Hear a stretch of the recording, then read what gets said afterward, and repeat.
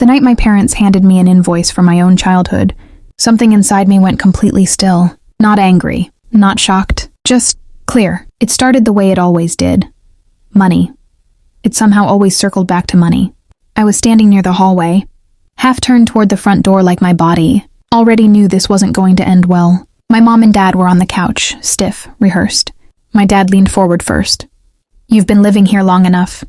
It's time you start contributing properly." I thought he meant rent, utilities, something normal. Then my mom dropped a manila envelope on the coffee table. It made this flat, heavy sound.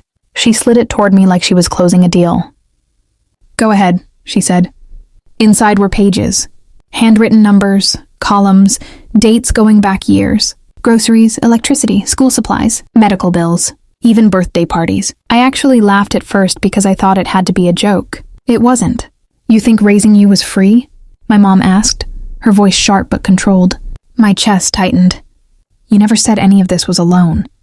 My dad stood up. "It is now," and that's when it shifted. The air, the room, something changed. "You either start paying us back," he said slowly, "or you can figure life out on your own." There it was. Not a conversation, not a discussion. An ultimatum. For years I had helped quietly, covered bills when things got tight, took care of paperwork they didn't understand, sent money without keeping track. I never kept score because I thought that's what family was. You help because you love each other. But suddenly I was an expense report. "You're acting ungrateful," my mom added. "Your brother doesn't question us like this." Of course he didn't. He was never handed a balance sheet. I asked one question. Calm, almost too calm. "If I pay everything you're asking, will that finally make me enough?" They didn't answer. That silence told me more than any number on those pages. I nodded slowly. "Okay." I watched their shoulders drop just slightly. They thought I'd agreed. "I'll move out." My mom actually smiled like I was bluffing. "You don't have the guts." I walked to my room. I didn't slam the door. I didn't cry. I packed one suitcase, clothes, laptop, important documents. That's it. 10 minutes later, I was back in the living room. My dad's expression had changed. "You're serious?" "Yes." My mom crossed her arms. "Don't expect us to help when you fail." That word, when, not if, when. I paused with my hand on the door handle and looked at them one more time. Not as my parents, just as two people who saw me as leverage. "This isn't family," I said quietly. "It's accounting." And then I walked out. I had 70 thrillers in my checking account, one suitcase, and a silence that felt different from the one inside that house. That first night I slept on my friend Caleb's couch. No speeches, no pity. He just handed me a blanket and said, "You good?" "I will be," I answered. I didn't sleep much. Not because I was scared, because for the first time no one was monitoring me. No one was tracking what I owed. The next morning, I turned my phone off and went to work like nothing happened. That part matters. I didn't post about it. I didn't send dramatic texts. I didn't try to win sympathy. I just worked. Within a week, I found a small room for rent across town. The place was tiny. The paint was peeling. The window didn't close all the way. But it was mine. I picked up extra shifts, ate cheap, canceled every unnecessary subscription. I tracked my spending like my life depended on it, because it kind of did. And for the first time, the money I earned stayed with me. That's when the calls started. First my mom, "We were just emotional. Come home.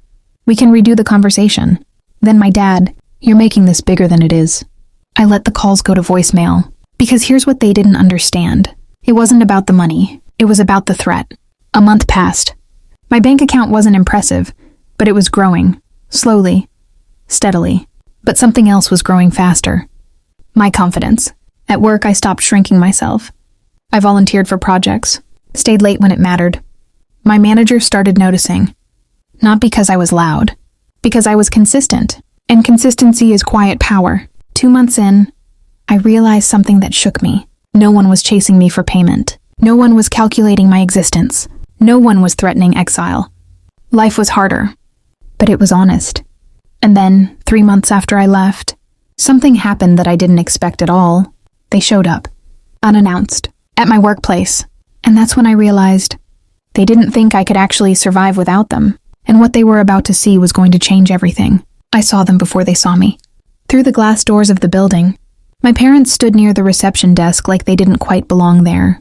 My dad's posture was stiff, scanning the room as if he expected someone to challenge him. My mom kept adjusting her purse strap, eyes darting toward the elevators. For a split second, the old version of me almost rushed out. The version that apologized first. The version that tried to smooth things over. The version that felt guilty for existing. But that version didn't live here anymore. I took a slow breath and walked outside. "You left without thinking about how this would look," my dad said immediately. No greeting, no warmth, just damage control. "Good to see you too," I replied evenly. My mom stepped in quickly. "People talk. Your uncle asked why you're not at home. Do you know how that sounds?"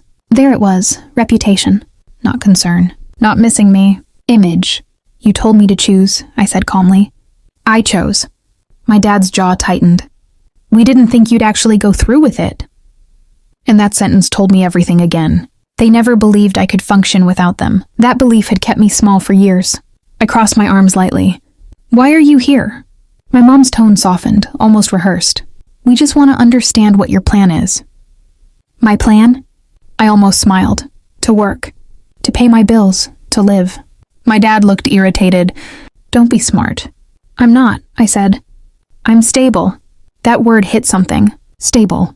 They looked around the building lobby again, taking in the clean floors, the busy employees, the security badge on my shirt. I could see it in their faces, recalculating. "You embarrassed us," my dad repeated, but this time it sounded weaker. "By leaving?" I asked. "By acting like we're villains." I didn't respond to that. Instead, I asked something simple. "If I had paid you everything on that list, would you have stopped?" Silence. My mom looked down. My dad didn't answer.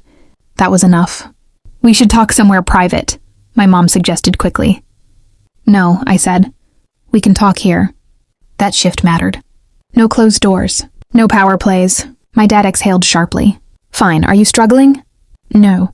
"Are you barely getting by?" "No." "Are you asking friends for money?" "No." Every no chipped away at whatever narrative they'd built in their heads. My mom's eyes narrowed slightly. "So you think you're independent now?" "I am independent," I corrected gently.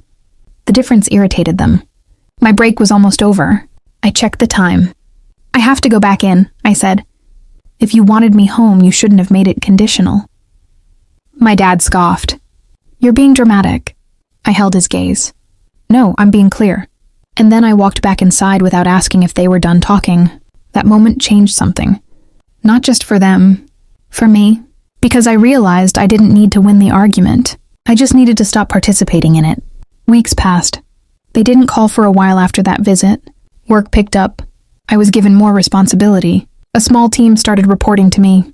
Nothing huge, but enough to show trust. And trust felt different when it wasn't tied to fear. I moved out of the tiny rented room into a slightly better place. Still modest, still careful with money, but cleaner, brighter, mine. Then came the call from my aunt. "They're having trouble," she said gently. "Bills are piling up. Your dad mentioned you're doing well." There it was again. Information flowing back to them. I didn't react. I just listened. "They're too proud to say it directly," she continued. "But they could use help." Pride. That word almost made me laugh. A few days later, my dad called. Not yelling, not commanding, just calling. I let it ring twice before answering. "We need to talk," he said. This time the tone was different. Less authority, more necessity. We agreed to meet at a coffee shop halfway between their house and my apartment, public, neutral. They were already sitting when I walked in. And for the first time in my life, they looked unsure. Not powerful, not intimidating, just unsure. I sat down slowly. My mom spoke first. "You look good." "I am," I said. My dad leaned forward. "Things have been tight." Straight to the point. "What do you need?" I asked. My mom blinked, surprised by the directness. "There are some debts," she said. "Unexpected expenses." "How much?" They exchanged a look. It wasn't a small number. I nodded slowly. "And if I help?" I asked carefully. "What changes?" My dad frowned. "What do you mean?" "I mean, does this become a new arrangement? Do I send money every month? Do I get another folder in 5 years?" My mom's eyes filled slightly. "That's not fair." "No," I said softly. "What happened before wasn't fair." The table went quiet. The barista called out names in the background. Cups clinked. Music played softly overhead. Normal life continuing. "I need to ask something," I said. They both looked at me. When you told me to pay or leave, if I had broken down and begged to stay, would you have respected me more? Neither of them answered. My dad stared at the table. My mom wiped at her eyes. That silence said everything. I won't give you money, I said calmly. Not angry, not cold, just steady. Not because I hate you, but because I refuse to rebuild that dynamic. My dad's jaw tightened. Old reflex. After everything we sacrificed. I cut in gently. You didn't sacrifice. You invested. And you expected returns. My mom flinched at that. We're still your parents, she whispered. And I'm still your child, I replied. But I'm not your financial plan. My dad leaned back, frustrated. So that's it? You just walk away? I walked away the day you made love conditional. My voice didn't shake. That's what surprised me the most. For years, confrontation with them felt like standing on thin ice. Now it felt like standing on solid ground. I stood up. I placed cash on the table. For my coffee. Not theirs. Mine. That detail mattered. As I turned to leave, my mom said quietly, We didn't think you'd survive. I paused. I looked back at them. I didn't just survive, I said. I learned who I am without fear. And then I walked out. That was the last time we had a real conversation. Not because I shut the door in anger, but because I finally understood something simple. If someone only values you when you're useful, they don't value you. They manage you. Months later, I signed the lease on my own apartment. Bigger. Sunlight through wide windows. Quiet in a peaceful way, not a tense one. The first night, I sat on the floor with my back against the wall. No shouting. No calculations. No threats disguised as parenting. Just silence. And this time, the silence felt safe. I thought about that envelope again. The neat handwriting. The totals. The idea that my childhood could be itemized like a debt statement. And I realized something powerful. If they hadn't pushed that far, if they hadn't tried to turn love into a contract, I might still be there, still shrinking, still trying to pay off something that was never supposed to be owed. They thought I would panic. They thought fear would bring me back. They thought I needed them to function. Instead, their ultimatum gave me clarity. Walking away didn't cost me a family. It cost me control I was never meant to live under. And in return, it gave me something far more valuable than approval. Ownership of my own life. And once you experience that kind of freedom, you don't trade it back for anything.